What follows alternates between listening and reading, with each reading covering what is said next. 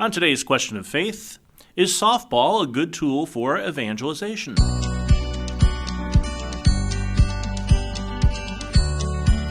Hey everybody, this is Question of Faith. I am Deacon Mike Hayes, Father Damian Ferentz, on special Bruce Springsteen assignment. He's following Bruce Springsteen around God knows where. I know Pennsylvania, a couple other places, I think. I think it's just Pennsylvania, which is near and dear to my heart, so that's fine with me. Absolutely, and you are? I am Emily Ahlin, Diocesan Archivist. And we are joined by... Logan Feldkamp, Pastoral Associate at St. Christopher Parish in Rocky River. Yeah, and Assistant Commissioner of the old softball league here. Yes, sir. And you need to move a little closer to that microphone, sir. You leaned back after the thing. Now I'm getting comfortable. I'm trying to get comfortable here. Well, then just move the mic closer. Oh, okay. Okay, gotcha. I'm going to leave all that in now. It's fine by me. And so, the question for today, an actual question that came in that said, why are you guys playing softball in the young adult league? Is that really a good tool for evangelization? Wait, and that so was I said, an actual that question? That was an actual question that somebody gave us, yeah. All right. Well, the answer is yes. Well, we're done. It's been great joining us. And, play the outro, Mike. Yep. Exactly. Well, we still have to do church search and the thing, and then we're done.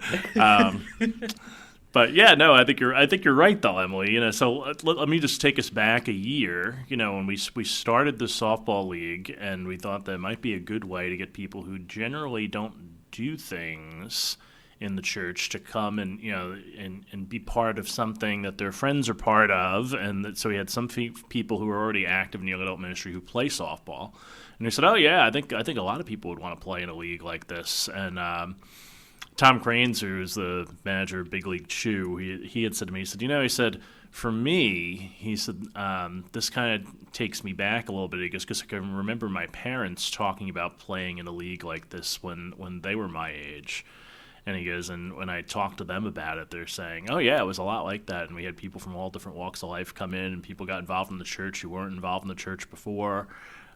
Those kinds of things. And so last year we did a little survey, and we're presently surveying people now. But of the people who were not active in the church in our survey, a full 50% of them were starting to do something as a result of being part of the league. So we thought that was a big win. So, and we're starting to see similar results now. Most of the people have been around. Most of the people in our league this year played last year. And so the folks who were in the league now, we have a bunch of newcomers and 2 new teams. And so we're starting to see those individuals who are new send in their surveys and similar results from last year. That I wasn't involved in anything. Now I go to a young adult group. I wasn't involved in anything, and now I pray more. I wasn't involved in anything, and now I'm going to church more, whatever it might be. So that's good. So I think that's good results. So the answer, yes. I think you're right, Emily. The answer is yes. And Logan, what's been your experience this year with the league? It's been very balanced and a ton of fun. We've seen a lot of close games. We've seen a lot of camaraderie. One of the things that I'm responsible for is making sure the field gets set up every week. Yep. I don't always tear it down, but it's always been great having somebody come and volunteer to help set up the field. There's always people willing to help out. One thing that I've also appreciated getting to witness is the individual teams grow closer together. You and I attend most of the games, and so getting to see teams kind of really rally around each other and form like a separate little sub community is really inspiring. Yeah, absolutely, yeah. Yeah, it's been great. Like, I was surprised a little bit, like, when we needed help tearing down one week, and I said, are people going to hang around late and really tear this thing down? We had more volunteers and we knew what to do. Yeah, it was done in like 5 minutes. Oh, okay, great. Yeah, they're like, yeah, where do we put all this stuff? And I'm like, yeah, this car over here. And they're like, oh, okay, you sure? Like, we could drag it down to the garage. I'm like, no, guys, don't hurt your back. Just throw it in the car. It's fine. Do you need us to help you to take it out and put it in the garage? I was like, yeah, that'd be great. Thanks. So yeah, and I think that goes to I think what we've been seeing all year long too is that. People say they grow closer with their teammates. That's a big result, I think. Honestly, I think that's why our team was so successful this year. Last year we never really found our footing. I think we finished 6th out of 8. And it was because like we really weren't friends until the end of the season. And then now this year we came back, most of us knew each other already. And so we had like a baseline camaraderie. And I think that's really what made us so successful this year. And it allowed us to pull in a handful of new people that joined us. And it also helped that, they were really open to kind of being pulled into the kind of the baseline community that we established last year. It really allowed us to bring people into the fold quickly and really feel like a team week one. For everybody at home, we're the Westside. Logan and I are both on the Westside Whitecaps, and we finished in first. That's what we're talking about when we say our team was much better this year. I was telling Mike last Sunday, before our last game, it's actually difficult to go to Mass Sunday morning because I'm like always excited for the game to be played, and I'll be like sitting in the pew shaking with excitement for what's going to be going on that afternoon. So it's something that really everybody on the team looks forward to each week. A lot of my prayer on Sunday at Mass has been, Jesus, please let me play well.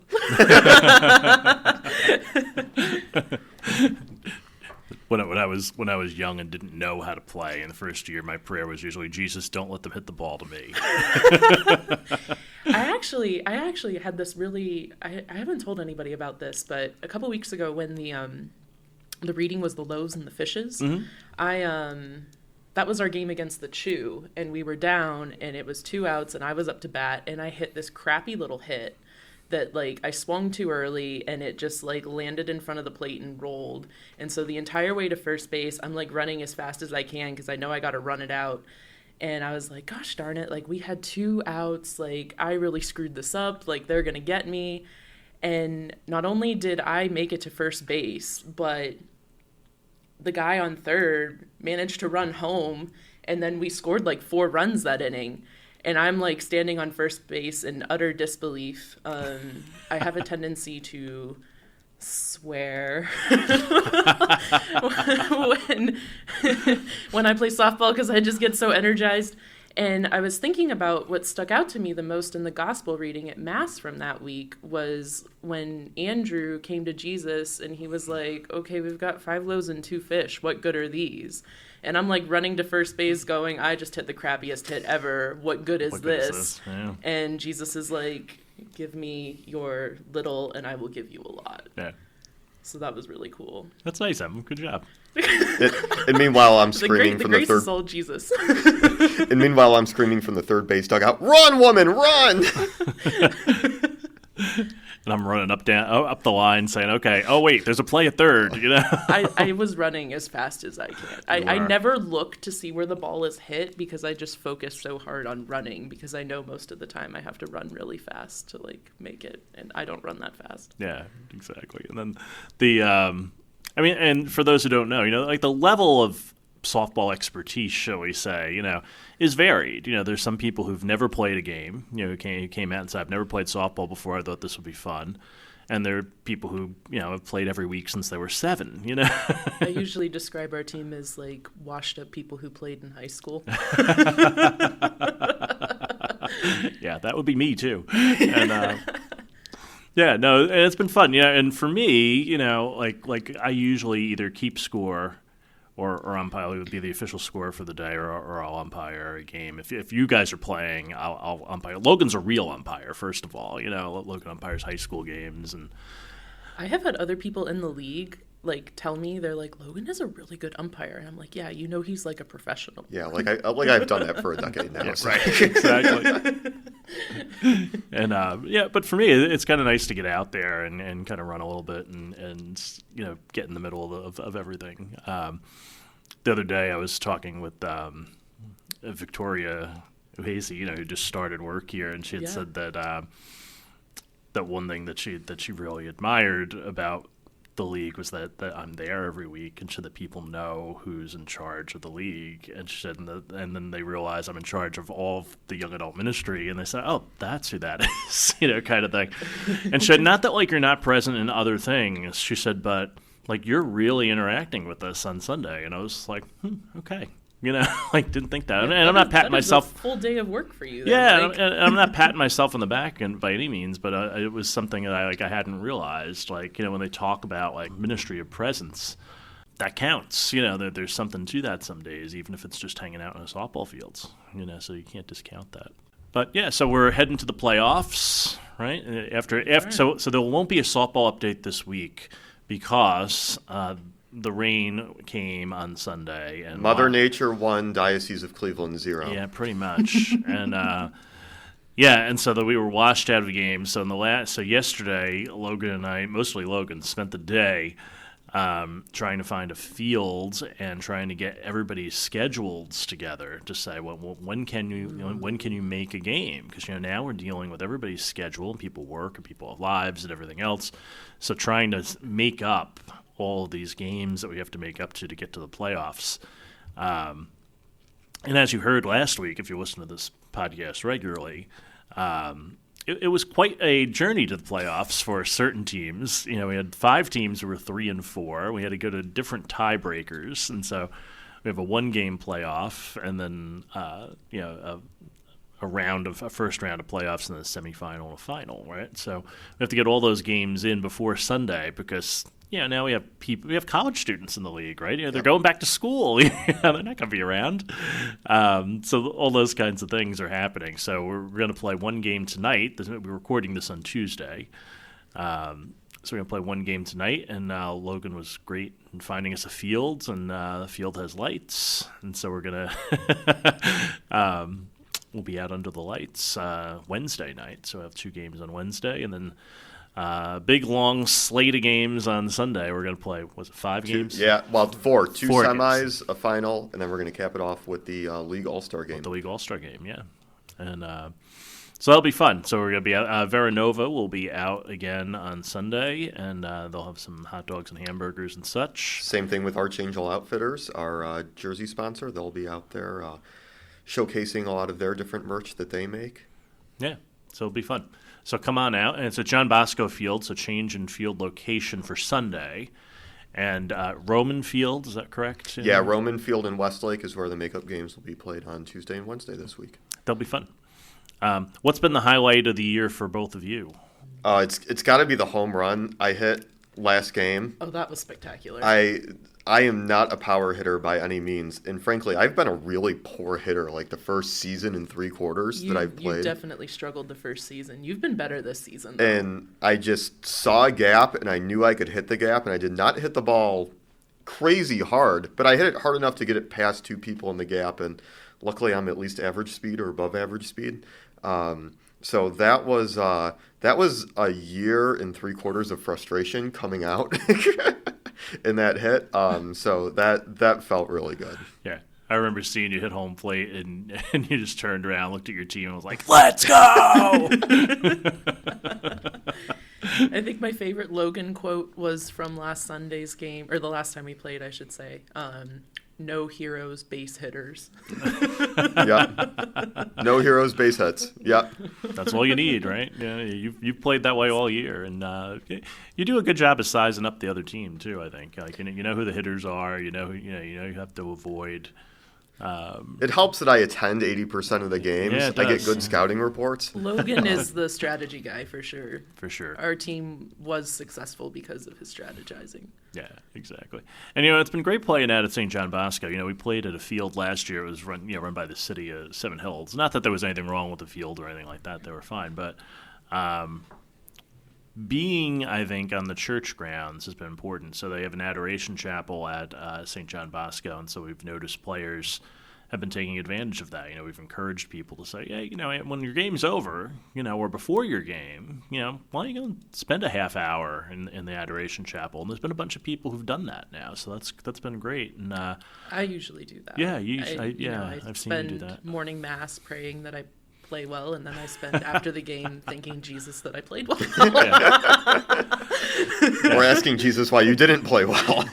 Yeah. This was mostly prayers of thanksgiving this year, not to toot my own horn. I mean, the one week I played really bad was when I didn't have power for 5 days, so that was excusable. That was excusable, and right. I knew why I wasn't playing well. Yeah. And usually at the end of the long day, depending on the week, but most weeks, I would say I usually go and do evening prayer in the Adoration Chapel and finish my day out there, and then and that takes 15, 20 minutes for me, and I might spend a little more time in there and close out the half hour praying for y'all, all the people in the league and all the people who are close to me. Some would say my umpiring needs it. So yeah, same. Yeah. You can edit this out if you want to, Mike, but I do want to highlight the one game this season where Mike made a call and Logan on our bench disagreed with it and the other bench disagreed with it, so we just kept playing. That's right. And I was like, I guess I lose that one. You have been voted off the island, Mike. I think I looked at you and you explained why whatever it was wrong, and I was like, oh yeah, okay. And I looked at the other coach, and we both just went. And I said, everybody said, okay. I think I even said, just keep flying, and they said, just keep flying. Yeah. Hey, no egos there. It's not what it's about. Exactly. Right. No egos. That was said in one of the surveys. I said that I really liked about this league is no egos. And I said, well, at least on the field, no egos. But yeah, it's been fun. The folks in the league, I think it's been a surprise to me how much people kind of not just enjoyed coming and playing, but enjoyed coming and meeting other young adults, and then saying, okay, we're all here because at least most of us are Catholics or practicing Catholics, and the ones that aren't are at least not shied away from it enough to not come. That they're kind of looking and seeking and trying to figure out where they belong in this big old church of ours. And I think this helps them find their place a little bit. They see us as kind of normal folks who play softball and can relate to them in some ways. For me as the one who's organizing it, it's given me like some new insights into young people maybe I didn't have before.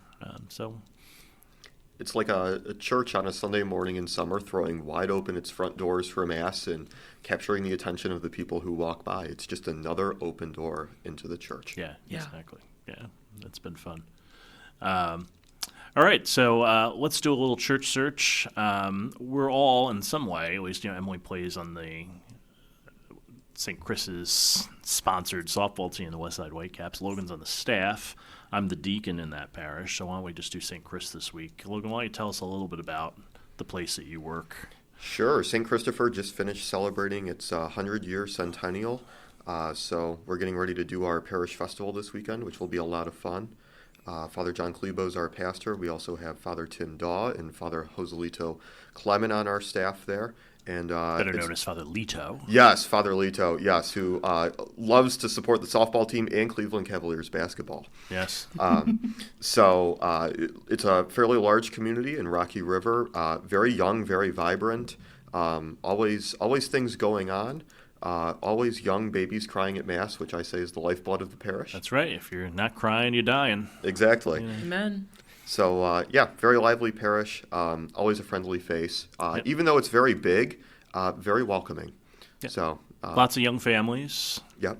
Yeah. Hence the babies crying. Yeah. A lot of people in their 30s. Not a lot of Yes. younger singles, but a lot of young families in that parish. A lot of young families indeed. It's been great being there, I have to say, and it's sort of culture shock in reverse for me. I was at Sagrada Familia last year, which is a poor, mostly Hispanic parish, 3 masses in Spanish, 1 in English, and to go across the Rocky River, which is a more affluent community and less culturally diverse. It's not that we don't have any diversity, but less culturally diverse certainly than a place like Sagrada Familia. So I wasn't sure how I was going to adjust to that, but it's been, as you said, Logan, the parish has been really, welcoming and embracing of me in the early days. So I'm kind of happy about that. So it's a good place to be. And why don't we take a look at our readings for this coming week? Look, why don't you start us out? You were looking at a couple of different things. Yeah, I mean, the line that stands out to me most in the gospel, which is near the end of the Bread of Life discourse, is Simon Peter answering Jesus near the end, "Master, to whom shall we go?" Just that's a line that you can just put on a wood plaque and stick in my office or in my home. Idolatry is still alive and well, just in different forms today than it was back in biblical times. We can try to find the answers to our restless hearts in many places. Some people do it with sports, others with TV or media. but our hearts are restless until they rest in our Master. So, thank you, St. Augustine. Yes.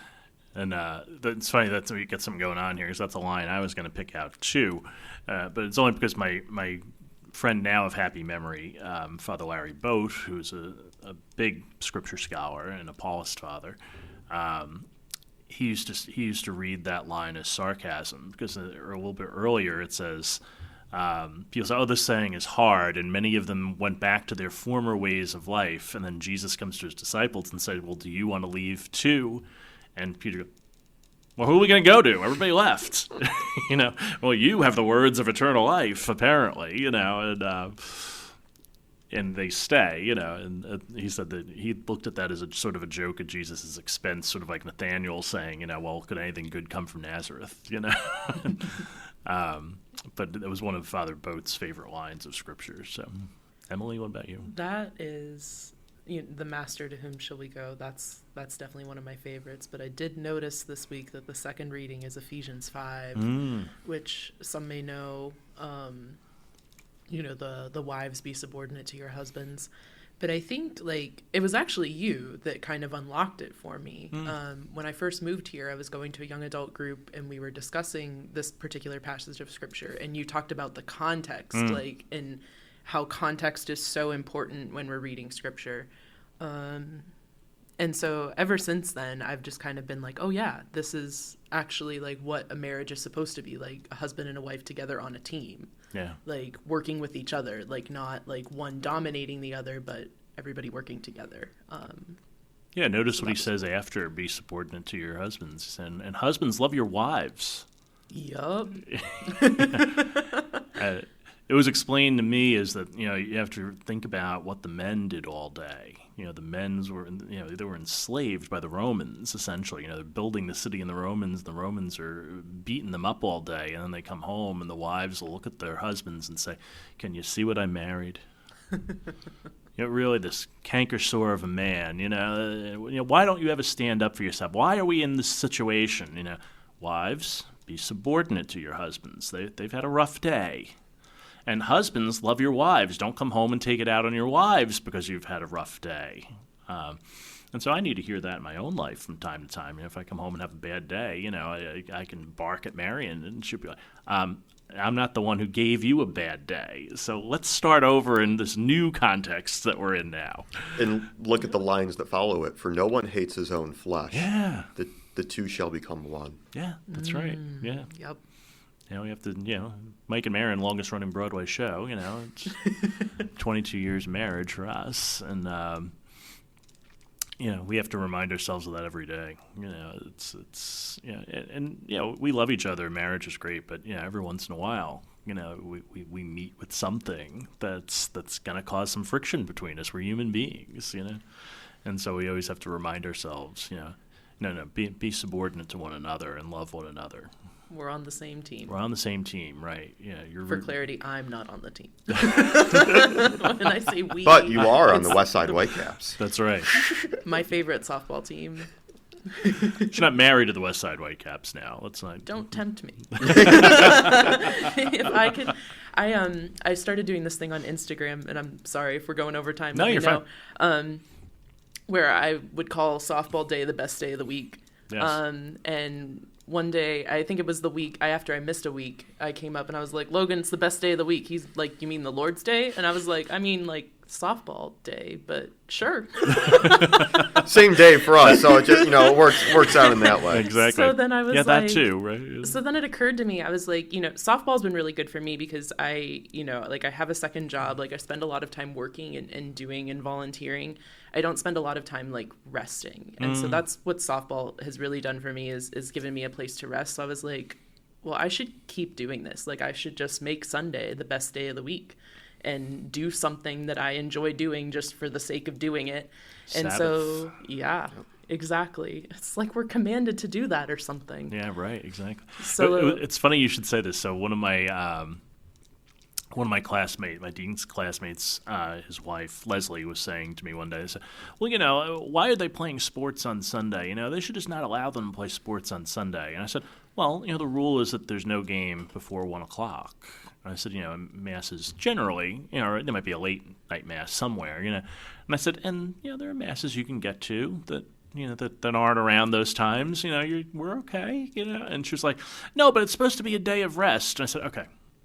Here's how I rest. I rest by watching a ball game. And I said, and if I had children, I'd love to go and watch them play softball or play basketball or whatever on a Sunday. That would be relaxing to me. And she looked at me and she was like, huh. I was like, Yeah. And people relax sometimes playing sports too, as you just said, so there's those kinds of things. So that's something I'm going to keep going. So this Sunday our games got canceled and I was like, well, I've been wanting to go to Squire's Castle for a while. So I went on a 5-mile hike. Nice. Because I just wanted to do it. We forgot to talk a little bit about our little Crystal Beach Loganberry here.